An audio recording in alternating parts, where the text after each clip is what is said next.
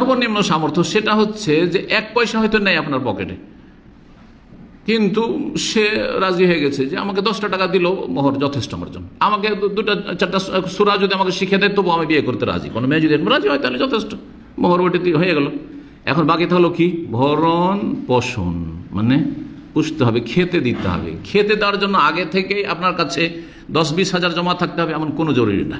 খালি হাতে কিছুই নেই, বিয়ে করে নিয়ে আসেন রাত্রে, আর সকালবেলা কি খাবেন তার ব্যবস্থা নেই, কিন্তু আপনার হিম্মত আছে যে সকালে বেরোবো, দিন মজুর করব, আর সন্ধ্যা নাগাদ ইনশাআল্লাহ তাআলা খাবার দাবার নিয়ে চলে আসতে পারবো। হ্যাঁ, আর সন্ধ্যা পর্যন্ত চালাবার জন্য কিছু ধার আর না খেয়ে থেকেও সেও সবুর করে নেবে, আমি সবুর করে নেবো, তো অসুবিধা নেই।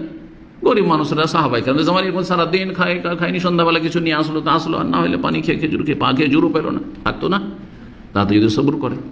আর আপনার হিম্মত আছে যে আপনি রুজি রোজগার করতে পারবেন, যেইভাবে হোক না কেন, হালাল রুজি, রিক্সা চালিয়ে হোক, আর ডোম মেথরের কাজ করে হোক, আর দিন মজুর পরের বাড়ি চাকর খেটে হোক, যে আমি নিয়ে আসতে পারবো, দিনে 50 টাকা লাগবে খাওয়া দাওয়া খরচ, স্বামী স্ত্রী এতটা নিয়ে আসতে পারবো আমি, এই হিম্মত থাকলে আপনি বিয়ে করুন।